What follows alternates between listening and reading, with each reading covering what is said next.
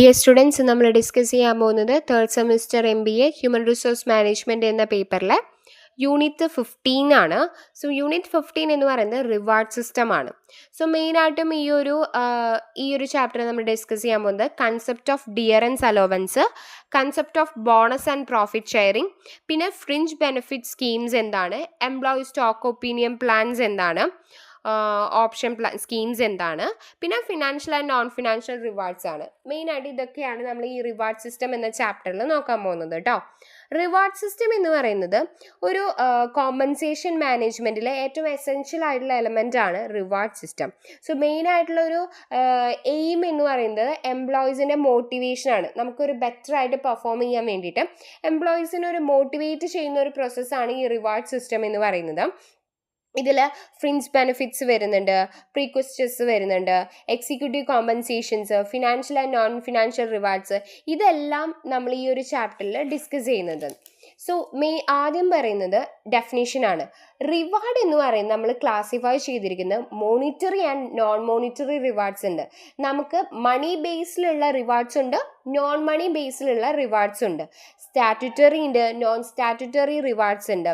So അങ്ങനെ പല type of rewards ഒരു ഓർഗനൈസേഷൻ്റെ അണ്ടറിൽ എംപ്ലോയീസിന് കിട്ടുന്നുണ്ട്. ഇതിൽ ആദ്യത്തെ ഒരു ടേമാണ് ഡിയറൻസ് അലോവൻസ് എന്ന് പറയുന്നത്. So the system of payment of DA എന്ന് ഉദ്ദേശിക്കുന്നത് ഡിയറൻസ് അലവൻസ് ആണ്. So after war as a result of steep rise in price of essential community, നമുക്ക് ആവശ്യമായിട്ടുള്ള ഇപ്പോൾ ഒരു യുദ്ധത്തിന് ശേഷം നമുക്ക് ആവശ്യമായിട്ടുള്ള എസെൻഷ്യൽ ആയിട്ടുള്ള കമ്മ്യൂണിറ്റി, ഫോർ എക്സാമ്പിൾ ഫുഡ്, ഇതിനൊക്കെ പ്രൈസ് കൂടിയ സമയത്താണ് ഇങ്ങനെയുള്ള ഒരു ഡിയറൻസ് അലവൻസ് എന്ന് പറഞ്ഞ സിസ്റ്റം നമ്മൾ ഇൻട്രൊഡ്യൂസ് ചെയ്തത്. ഇത് എന്തിനു വേണ്ടിയിട്ടാണ്? നമുക്ക് ന്യൂട്രലൈസേഷൻ, നമ്മുടെ ഹൈ കോസ്റ്റ് ഓഫ് ലിവിങ്ങിനെ ഒന്ന് ന്യൂട്രലൈസ് ചെയ്യാൻ വേണ്ടിയിട്ടാണ് ഇങ്ങനെ ഒരു സിസ്റ്റം കൊണ്ടുവന്നത്. സ്പെഷ്യൽ ആയിട്ടുള്ള അലോവൻസുകൾ കൊടുക്കാൻ തുടങ്ങി. ഇപ്പോൾ ഇൻക്ലൂഡിങ് ഇപ്പോൾ ഡിയർ ഫുഡ് അലവൻസ് എന്ന് പറഞ്ഞിട്ട്, അതുപോലെ തന്നെ വേജ് ഏണേഴ്സിന് റിയൽ വേജസിനൊക്കെ ന്യൂട്രലൈസ്, അവരുടെ കോസ്റ്റ് ഓഫ് ലിവിങ് ഇൻക്രീസ് ചെയ്യുന്നതിനെ ബേസ് ചെയ്തിട്ട് അവർക്ക് ഡേ ടു ഡേ ആക്ടിവിറ്റീസ് അല്ലെങ്കിൽ ഡേ ടു ഡേ കാര്യങ്ങളൊക്കെ നടന്നു പോകാനാണ് അഡീഷണൽ ആയിട്ടുള്ള ഇങ്ങനെയുള്ള അലോവൻസുകൾ അവർ കൊടുക്കാൻ തുടങ്ങിയിട്ട്. ഇവിടെ രണ്ട് സിസ്റ്റംസ് ആണ് ന്യൂട്രലൈസേഷന് നമ്മൾ യൂസ് ചെയ്യുന്നത്.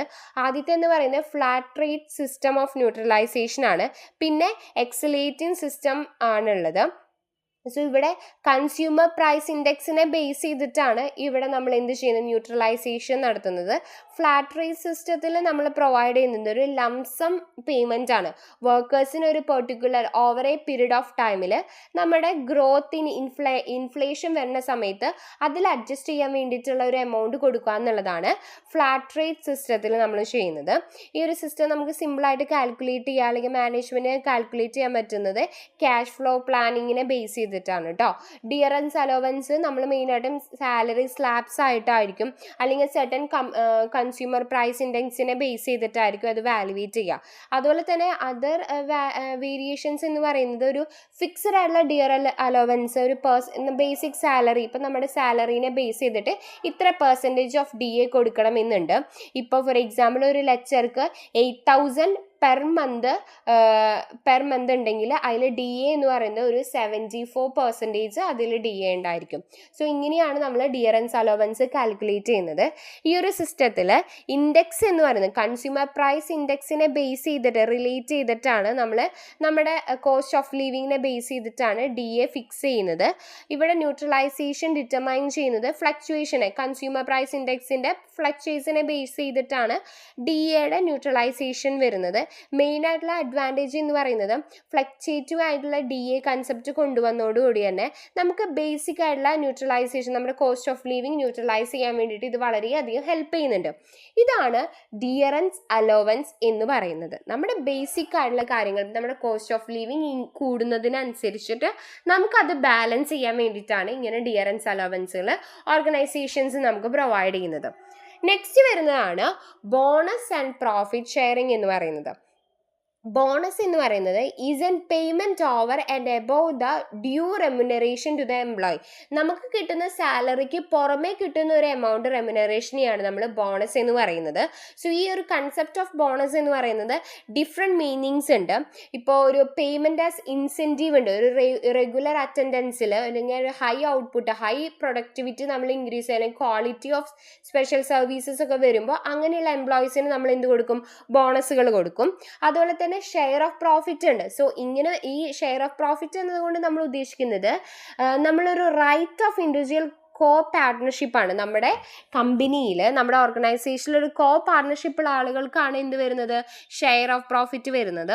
സോ അത് വേജ് പേയബിൾ ആയിട്ടുള്ള എംപ്ലോയീസിനും അത് ഡിഫർ ചെയ്യാൻ വേണ്ടി പറ്റും.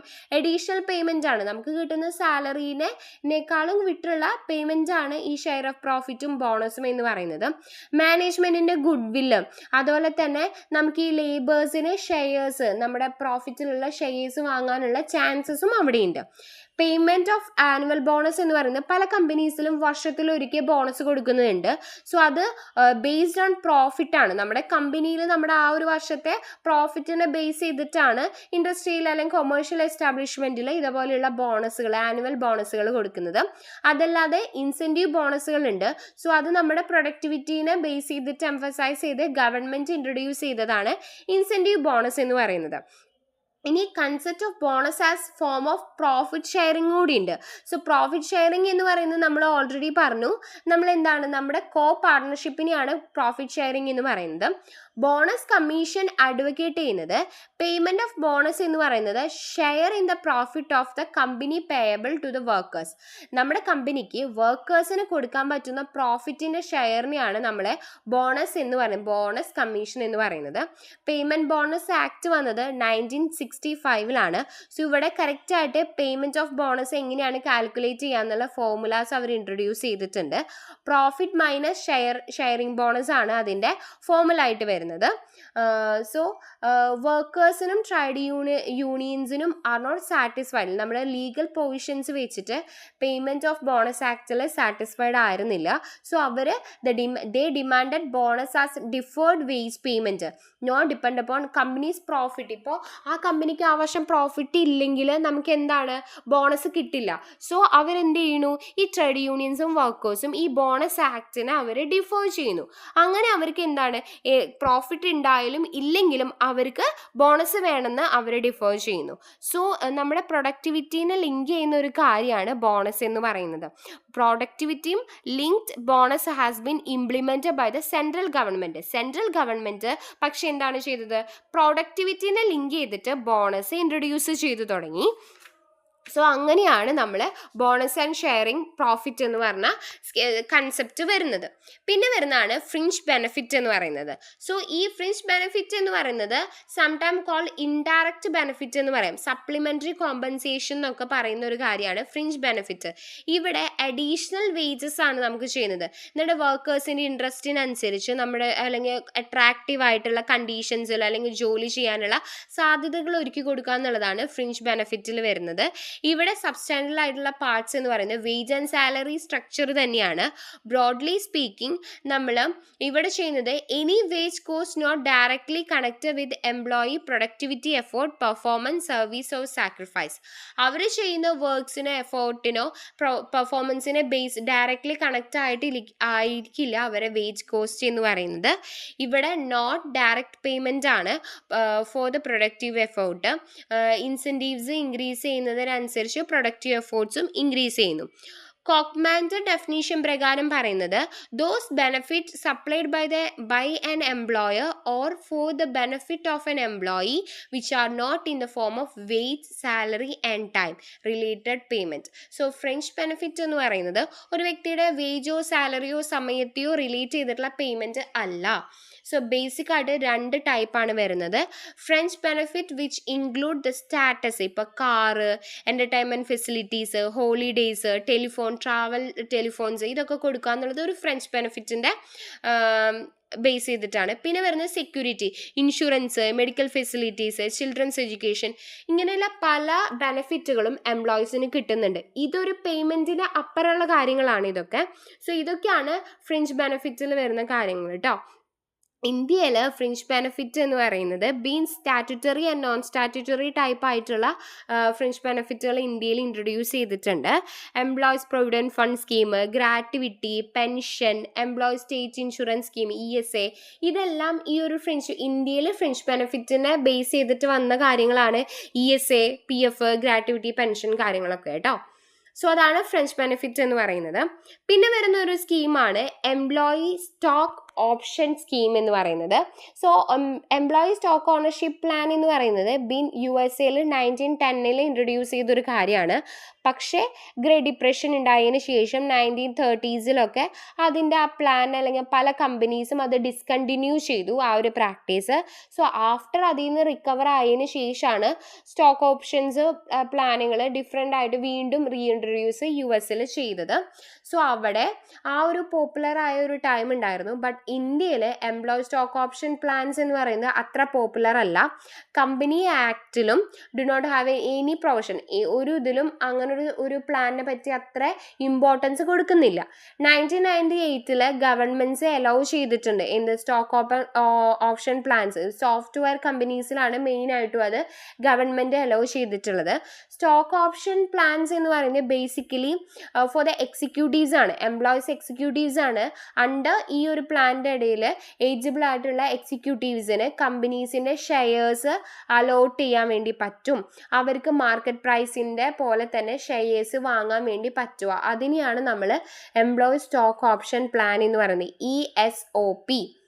So according to Edwin B Flippo, typical എംപ്ലോയീസിന് ഓണർഷിപ്പ് കൊടുക്കുക അല്ലെങ്കിൽ സ്റ്റോക്ക് ഓപ്ഷൻ പ്ലാൻ വഴി നമ്മുടെ കമ്പനിയുടെ പ്രോഫിറ്റബിലിറ്റി അല്ലെങ്കിൽ ഒരു കമ്പനീനെ എന്താ ചെയ്യാൻ പറ്റുക, റെഡ്യൂസ് റേറ്റ്. ഇപ്പോൾ ഞാൻ വർക്ക് ചെയ്യുന്ന കമ്പനിയിൽ നിന്ന് ഞാനൊരു ഷെയർ വാങ്ങിയിട്ടുണ്ടെങ്കിൽ, സ്റ്റോക്ക് എടുത്തിട്ടുണ്ടെങ്കിൽ, ഞാൻ എന്താ ചെയ്യുക, ആ കമ്പനി വിജയിക്കാൻ അല്ലെങ്കിൽ കൂടുതൽ പ്രോഫിറ്റ് ഉണ്ടാവാനാണ് ഞാൻ ശ്രമിക്കുക. ഒരിക്കലും ആ കമ്പനി നഷ്ടത്തിലോട്ട് പോകണമെന്ന് ഞാൻ വിചാരിക്കില്ല. കാരണം എന്താണ്, എൻ്റെ പൈസ അല്ലെങ്കിൽ ഞാൻ അവിടെ ഒരു ഷെയർ വാങ്ങിയിട്ടുണ്ട്. സോ അതാണ് മെയിനായിട്ടും employee stock option scheme introduce ചെയ്തത്. അങ്ങനെ നമ്മൾ എംപ്ലോയീസിന് തന്നെ ഓണർഷിപ്പ് അല്ലെങ്കിൽ ഒരു കോ പാർട്ണർഷിപ്പ് കൊടുക്കുമ്പോഴത്തേനും അവരത് എന്താണ് ചെയ്യുന്നത്, കമ്പനി റൺ ചെയ്യാൻ വേണ്ടിയിട്ട് അവർ റൺ ചെയ്യാൻ കൂടുതൽ പ്രൊഡക്ടിവിറ്റി ഇൻക്രീസ് ചെയ്യാൻ വേണ്ടിയിട്ടാണ് അവർ ശ്രമിക്കുക. സോ അത് തന്നെയാണ് ഇവിടെ ചെയ്യുന്നത്. യൂഷ്വലി നമ്മൾ വേജ് ലെവൽ അല്ലെങ്കിൽ ലെങ്ത് ഓഫ് സർവീസിനെ ബേസ് ചെയ്തിട്ടാണ് ഇങ്ങനെയുള്ള ഫേംസുകളിൽ നമ്മൾ കോൺട്രിബ്യൂട്ട് ചെയ്യുന്നത്. 10 to 20% നമുക്ക് എന്ത് ചെയ്യാൻ പറ്റും, കട്ട് ഓഫ് പ്രൈസ് കൊടുത്തിട്ട് മാർക്കറ്റ് പ്രൈസിനേക്കാളും വിട്ട് കട്ട് ഓഫ് പ്രൈസ് കൊടുക്കാൻ വേണ്ടിയിട്ട് പറ്റും. സെക്കൻഡ് ടിപ്പിക്കൽ ഫീച്ചർ എന്ന് പറയുന്നത് പ്രൊവിഷൻ, ഇൻസ്റ്റാൾമെൻറ്റ് ബൈയിങ്ങിലൂടെയും നമുക്ക് ഇതേപോലെ ഷെയർസ് വാങ്ങാൻ വേണ്ടി പറ്റാന്നുള്ളതാണ്. സോ ഇതാണ് എംപ്ലോയി സ്റ്റോക്ക് ഓപ്ഷൻ സ്കീം എന്ന് പറയുന്നത്. ഇനി അതിൻ്റെ ഫീച്ചേഴ്സാണ് ഇവിടെ കൊടുത്തിട്ടുള്ളത്. ഓപ്ഷനിൽ വോളണ്ടറി ഇൻ നേച്ചർ ആണ്. പിന്നെ നമുക്ക് പർച്ചേസ് ചെയ്യാൻ certain amount of stock share നമുക്ക് ഫ്യൂച്ചറിലോട്ടും കൂടി പർച്ചേസ് ചെയ്ത് വെക്കാൻ വേണ്ടി പറ്റും. പിന്നെ നമുക്ക് പറ്റുന്നത് it make employees part owners, നമ്മുടെ കമ്പനി, നമ്മൾ വർക്ക് ചെയ്യുന്ന കമ്പനിയുടെ തന്നെ ഒരു മിനി ഓണർ ആവാൻ വേണ്ടിയിട്ട് പറ്റും. മ്യൂച്വലി ഇൻട്രസ്റ്റഡ് ആയിരിക്കും, നമ്മൾ ഇൻഡിവിജ്വലും കമ്പനിയും തമ്മിൽ മ്യൂച്വലി ഇൻട്രസ്റ്റഡ് ആയിരിക്കും. ഇതൊക്കെയാണ് നമ്മുടെ അതിൻ്റെ ഫീച്ചേഴ്സ് എന്ന് പറയുന്നത്. Security and exchange board of India, SEBI, അവിടെ സെബി കറക്റ്റായിട്ടുള്ള ഗൈഡ് ലൈൻസ് അല്ലെങ്കിൽ ഡിസ്ക്ലോസ് ചെയ്യുന്നുണ്ട് നമ്മുടെ പ്ലാൻസ് പ്രൊട്ടക്റ്റ് ചെയ്യാൻ വേണ്ടിയിട്ട്. സോ വോളണ്ടറി സ്കീമിൽ കമ്പനീസിനെ എൻകറേജ് ചെയ്യുന്ന കുറച്ച് കമ്പനീസ് എങ്ങനെയൊക്കെയാണ് എംപ്ലോയീസിനെ പാർട്ടിസിപ്പേറ്റ് ചെയ്യേണ്ടതെന്നുള്ള ഗൈഡ് ലൈൻസ് എല്ലാം സെബി കൊടുക്കുന്നുണ്ട് കേട്ടോ.